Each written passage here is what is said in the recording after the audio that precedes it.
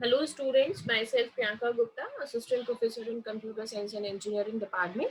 आज हम लोग डिस्कस करने जा रहे हैं सॉफ्टवेयर इंजीनियरिंग का इंक्रीमेंटल मॉडल। तो इससे पहले मैंने और भी बहुत सारे models like waterfall, prototype, spiral, ये सारे मॉडल्स भी मैंने डिस्कस किए हुए हैं। मेरे चैनल पर इनके वीडियोज हैं, अगर आप चाहें तो उनको भी विजिट कर सकते हैं। तो आइए स्टार्ट करते हैं इंक्रीमेंट मॉडल।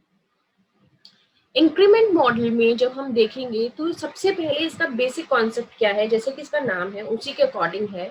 इंक्रीमेंटल मॉडल मतलब हम कोई भी प्रोडक्ट जब बनाएंगे तो उसको स्टेप बाय स्टेप हम एक उसका इंक्रीमेंटेड फॉर्म प्रोड्यूस करेंगे। लाइक हम क्या करेंगे, सबसे पहले जो भी रिक्वायरमेंट है हमने पहले यूजर से अच्छे से सारी उसकी रिक्वायरमेंट सुनी, नीड सुनी, उनको हमने अच्छे से जो है गैदर किया, कलेक्ट किया, अच्छे से खूब अच्छे से हमने पहले इंटरेक्शन करी यूजर से। जो भी उसके रिक्वायरमेंट्स हैं, जो भी उसके मोटिव है सॉफ्टवेयर बनवाने के पीछे, जो भी उसकी नीड है, उनको हमने अच्छे से सुना, समझा और हमने उनको गैदर कर लिया, कलेक्ट कर लिया। अब हम क्या करेंगे, उन रिक्वायरमेंट में से थोड़ी सी रिक्वायरमेंट्स लेंगे, या हम ये बोल सकते हैं कि जो भी रिक्वायरमेंट्स टोटल हमने कलेक्ट करे हैं, हमने उनको अलग अलग लेयर्स में डिवाइड कर लिया, या हमने उनको अलग अलग पार्ट्स में डिवाइड कर लिया, और एक एक लेयर उठाते जाएंगे, एक एक पार्ट उठाते जाएंगे और उसके बेसिस पे प्रोडक्ट को बनाते जाएंगे। तो देखिए कैसे करना है। तो सबसे पहले हमने एक पार्ट लिया, रिक्वायरमेंट है, एक लेयर हमने ली, उसकी हमने एनालिसिस परफॉर्म करी। एनालिसिस के बाद डिजाइनिंग हुआ, डिजाइनिंग के बाद कोड, कोड के बाद टेस्टिंग, और टेस्टिंग के बाद हमको एक प्रोडक्ट मिलेगा जिसको हमने क्या बोल दिया, इंक्रीमेंट 1 बोल दिया। अगेन हमने फिर क्या करा कि जो हमने फिर दूसरा लेयर उठाया रिक्वायरमेंट का, या दूसरा पार्ट उठाया रिक्वायरमेंट का, उसकी एनालिसिस करी, डिजाइनिंग, कोडिंग, टेस्टिंग, और उसके बाद हमको जो मिला वो मिला हमको इंक्रीमेंट 2। इंक्रीमेंट 2 क्यों बोल रहे हैं, क्योंकि ऑलरेडी हम एक पार्ट इसका प्रोड्यूस कर चुके हैं और उसी में एड ऑन होकर हमको फिर जो है एक और मिलेगा, उसको हम क्या बोल रहे हैं, इंक्रीमेंट 2। फिर उसके बाद जो हमको इंक्रीमेंट 2 हमको मिला, फिर उसके बाद हमने थर्ड लेयर उठाया रिक्वायरमेंट का, थर्ड पार्ट उठाया और फिर उसकी एनालिसिस करी, डिजाइनिंग करा, कोड करा, टेस्ट करा, और फिर हमको क्या मिला, इंक्रीमेंट 3। तो इस तरीके से हमें इंक्रीमेंटेड फॉर्म में जो प्रोडक्ट हमको फर्स्ट टाइम में मिल रहा है, इंक्रीमेंट 1 मिल रहा है, उसी में हमने फिर सेकेंड जो रिक्वायरमेंट थी उसको हमने लिया और फिर हमने एक प्रोडक्ट बना लिया, फिर हमने जो थर्ड लेयर था उस पर काम किया, एक प्रोडक्ट बना लिया।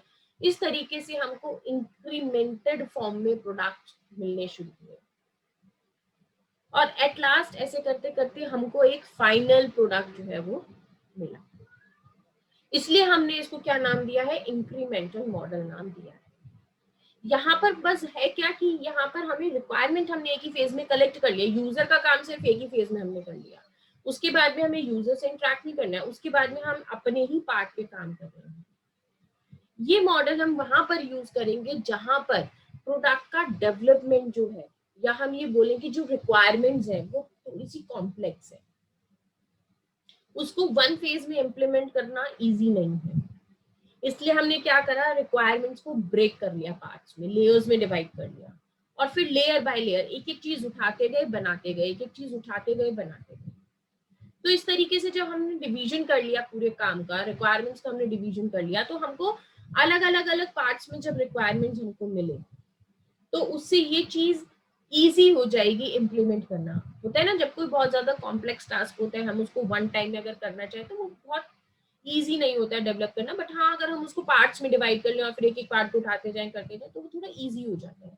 वो ही इजी गोइंग हमें करना है प्रोसेस को। तो जो कॉम्प्लेक्स अगर रिक्वायरमेंट्स हैं, है ना, अगर कोई भी एक कॉम्प्लेक्स प्रोजेक्ट है तो उसको इस तरीके से डिवाइड करके, ये डेवलपमेंट टीम का अपना काम है, अपने एंड पे उसको डिवाइड करके और एक एक पार्ट को हम डिजाइन करें, उसको बनाते जाए एक एक पार्ट। तो वहां पर ये वाला मॉडल जो है वो बहुत ज्यादा यूजफुल हो सकता है। थोड़ा सा कॉस्ट उसमें आ सकता है, क्योंकि इसमें जो है हमारे पास हम टेस्टिंग हर फेज में बार बार टेस्टिंग टेस्टिंग हर फेज में कर रहे हैं, मे बी थोड़ा सा कॉस्ट हाई हो जाए, लेकिन इसमें जो रिस्क होगा वो थोड़ा सा कम होगा, क्योंकि हमने लेयर बाय लेयर एक एक लेयर उठाते जा रहे हैं, बनाते जा रहे हैं, उठाते जा रहे हैं, बनाते जा रहे हैं, तो रिस्क जो है वो थोड़ा सा कम हो जाएगा और उसके साथ साथ कॉस्ट जो है वो बहुत हाई हो सकता है।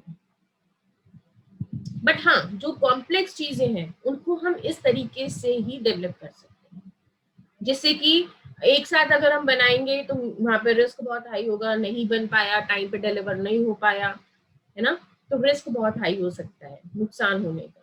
जबकि ये अगर हम इस तरीके से डिवीजन कर देंगे तो रिस्क थोड़ा सा कम हो जाएगा।